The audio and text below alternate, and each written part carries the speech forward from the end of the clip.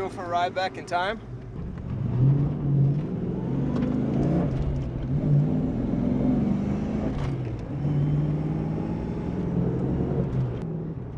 The FOXBODY Ford Mustang. There's more to it than being just naturally cooler the second you own one. It's so much deeper than that. I went to high school in 1998, so I was a 90s kid. I would say when I started getting interested in cars and liking cars was like 1994, 1993 up until like 1998. I can remember like that rumble of that 5.0 engine with the Flowmasters on it. Anytime I hear one of those, it takes me back to the high school parking lot and his kids showing off their rides, and I'm just sitting there drooling over it because I got a 86 Ford Ranger with a 4-banger in it. When I was finally able to get myself a car that's not my daily driver, something to play around with, my initial mind went straight to FOXBODY Mustang. You just get in one of these things that takes you back in time to the 90s when life was simple and the things that were important were all that really mattered. That's why I love this car, and that's why I will pick this car over a Ferrari, over a Lamborghini.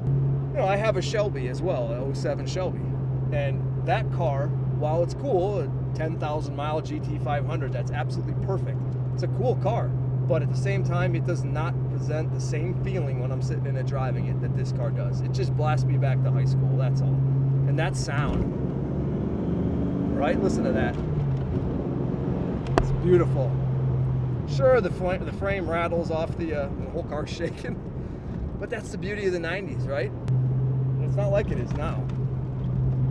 I guarantee you, like, there is a car, they never could have it until they got older, and that was the first thing that they gravitated to the second they could go out and buy a fun car to have in the garage. For me, it was the FOXBODY. I could not, and you know, like, the decision for me was, do I go LX?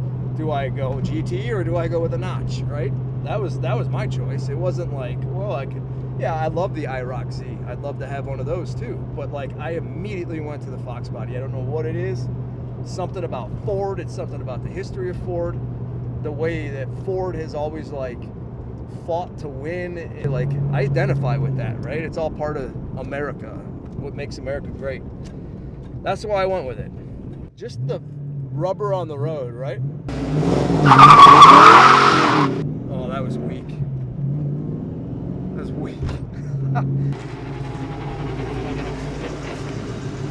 Let's get out of here before they call the cops. Now, the GT 500, we'd still be spinning going down the road here, right? But you know what? It's not the same. Such a better sound. I don't know what it is. There's just something special about this engine, which is why we're trying not to blow it up. I'm thinking. Listen to that. What's that? All right, I take that back. The FOXBODY is now becoming a content car for the future. Oh, no. Listen, we only got 73,000 miles. That burnout just put about 20,000 miles on the car, though. What a sweet road, man. How do we live on this road? Like, how do we buy that farmhouse back there? Yeah, this is a nice spot. 3 things that I do not like about the FOXBODY Mustang. Number 1, the interior. Any of these 90s cars, and I don't think you thought this in the 90s. You probably thought, damn, look at that interior, right? But then you look at them compared to today in my like 2025 truck. These interiors feel like they're almost play vehicles, which they are. Very plasticky, very crackly. The other thing is it's weak as shit. The 5.0 probably gets beat by my wife's Subaru at this point.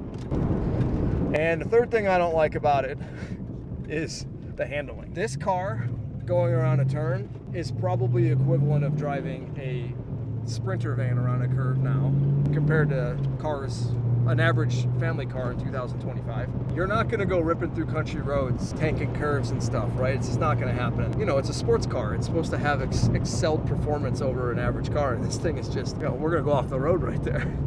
In summary, the interior is shitty. There is literally no power whatsoever to it. Yes, it's a V8. Yes, it sounds good, but at the same time, the car is weak. And then the handling. This is more intended for a straight line car. It doesn't even do that well. But then again, it's all relative because you're comparing it to what you're used to today. But I still wouldn't trade it. for anything. What do I love about the FOXBODY Mustang? It's none of it has to do with the car physically, right, and what it can do. I love sound. That sound, and it's a two-part sound. It's in the car driving, and then it's also standing outside of it and hearing it, and it's even better when it's cammed.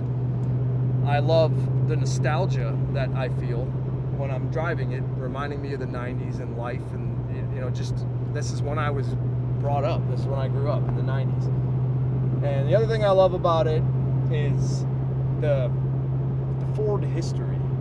And you look back at some of the movies like Ford vs. Ferrari, and this like Ford's effort to go out and win and build a car that could be Ferrari, and that mindset that comes with the company. And I'm sure other companies have that, but I connected with it, and that's one thing I love at Ford. That's why I love it. No, what do I love about the what are we in? FOXBODY Mustang. FOXBODY Mustang. I almost said GT 500.